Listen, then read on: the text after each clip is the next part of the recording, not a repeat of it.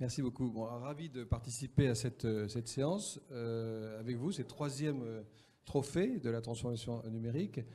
Syntec Numérique en est moins connu que Microsoft. C'est pour ça que peut-être tu as raison, il faut que je le rappelle. Syntec Numérique, c'est donc l'organisation qui rassemble tous les acteurs qui sont les éditeurs, les ESN, le conseil en technologie. C'est 2000 adhérents. C'est une organisation qui est pour moitié Île-de-France, pour l'autre moitié les grandes régions. Qui représente 20 ou 25 grands groupes, comme Microsoft en particulier, une centaine d'ESN, 120 ESN comme Devoteam, que je préside, et puis le reste, c'est des PME et des TPE et des startups. Donc, pour ceux qui connaissent Syntec Numérique, c'est pas les ESN, c'est véritablement en fait un tissu de petites entreprises qui sont réparties un peu partout sur le territoire. Et effectivement, notre enjeu aujourd'hui, c'est en particulier d'accompagner le tissu économique en France vers la transformation. Et on a un tas d'enjeux sur la transformation des PME et voilà. Alors, si on parle de transformation numérique, moi, j'ai un certain âge, un certain passé, même si je suis président de Syntec Numérique depuis 1 an et demi. Et au fond, les ruptures technologiques, j'en ai connu beaucoup. On a créé Devoteam sur le sujet de TCP/IP qui s'est généralisé, l'espéranto de l'époque, hein, sur l'arrivée des nouveaux opérateurs télécoms. Donc des ruptures, il y en a eu beaucoup. Et en même temps, aujourd'hui, on vit quelque chose de nouveau. Je ne vais pas vous faire un cours sur le sujet, mais au fond, le retour que je pourrais faire au bout de 4 ou 5 ans de cette transformation numérique qu'on a dans la bouche tous les jours, c'est qu'on sort de la petite enfance. Je ne sais pas si on est rentré dans quoi on est rentré. Je ne suis même pas sûr qu'on soit dans l'adolescence, mais on sort de la petite enfance avec, au fond, une époque où on a cornérisé les DSI, où on a imaginé que l'avenir, il était avec les CDO, où on a imaginé, à travers des époques, qu'on allait réinventer l'avenir. Et puis, on est en train de rentrer dans une phase, au fond, pas de maturité, je ne pense pas, mais en tous les cas, une phase dans laquelle on se dit, soyons un peu plus réalistes, et ce n'est pas à travers quelques époques qu'on va passer à l'échelle. Et le time to market qu'on a aujourd'hui étant tellement considérable, la multiplication, je dirais la multiplication des technologies nouvelles qui s'empilent sans se remplacer, qui se multiplient, la puissance des plateformes qui accélère cette transformation fait qu'aujourd'hui, il faut être réaliste. Et cette transformation, et vous êtes là pour des prix, donc vous êtes vraiment engagés dedans, et on est tous engagés dedans tous les jours, mais cette transformation rentre dans une phase un peu plus raisonnable, dans laquelle on se dit, en fait, ça ne va pas être du pur jus. Ça va être quelque chose qui va être au fond une hybridation. Et je dirais qu'aujourd'hui, l'étape que je vois, c'est plus de réalisme et une hybridation massive de nos ambitions. Je pourrais dire que c'est l'hybridation des 3 piliers de cette transformation qui sont les business models, bien sûr, qui sont les technologies et qui sont au fond les ressources humaines. Les business models, et on voit aujourd'hui cette hybridation massive avec des gens qui attendent plus, qui voient bien qu'ils ne peuvent plus, dans leur ancien modèle, attendre d'avoir tout transformé et qui vont s'associer. Alors on voit Auchan avec Alibaba, on voit Carrefour avec Google, on voit Uber qui vient de passer un deal majeur pour sécuriser sa chaîne de la valeur avec Volvo. L'hybridation des business models, c'est des sujets qui, alors, pour le moment, on peut en raconter une centaine, hein, mais c'est des sujets évidents. Et puis derrière, sur les technologies, on a à peu près la même chose.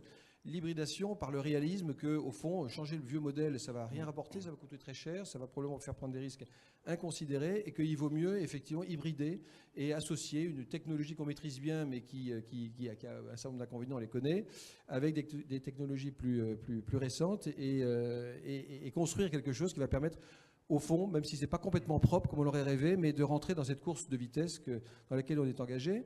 Et puis, la troisième hybridation massive, c'est les ressources. Alors, je disais tout à l'heure qu'il y a 3-4 ans, on a cornérisé les DSI en disant finalement, ce n'est pas avec eux qu'on va gagner cette bataille, parce qu'après 10 ou 15 ans d'extrême paupérisation de la DSI, avec une pressurisation sur les compétences, je dirais les budgets, etc., on était arrivé à un moment où la DSI était devenue, ou en tous les cas n'avait pas l'agilité pour faire ces transformations, mais où finalement, aujourd'hui, on voit bien que le rêve qu'on a eu, que c'était le CDO qui allait reprendre le flambeau, ça ne va pas se faire. On voit bien que c'est plutôt un CIO plus ou plus. C'est bien une hybridation du modèle du CIO, du DSI et du CDO qui va finalement permettre de gagner cette bataille. Et c'est la même chose sur les équipes, des équipes historiques sur les technologies historiques et puis des équipes modernes plus sur des technologies plus récentes. C'est un fonctionnement compliqué entre des équipes qui vont se mélanger en essayant de se respecter. C'est des nouveaux modèles RH de compétences qu'il va falloir faire fonctionner ensemble. Donc, voilà, je constate que finalement, en 3-4 ans, on a pris du réalisme et on est en train d'apprendre qu'il n'y a qu'avec l'hybridation d'à peu près tout qu'on va réussir. Après, j'aurais tendance à dire qu'au fond, c'est pour ça que je disais, on n'est peut-être encore que dans la petite enfance ou dans l'enfance tout court, parce que je vois, et j'animais hier le premier grand débat sur la donnée qu'on a lancé au Syntec Numérique, qui tournait autour de la donnée personnelle. Et évidemment, le sujet, ça a été le RGPD, ça a été assez présent dans les débats.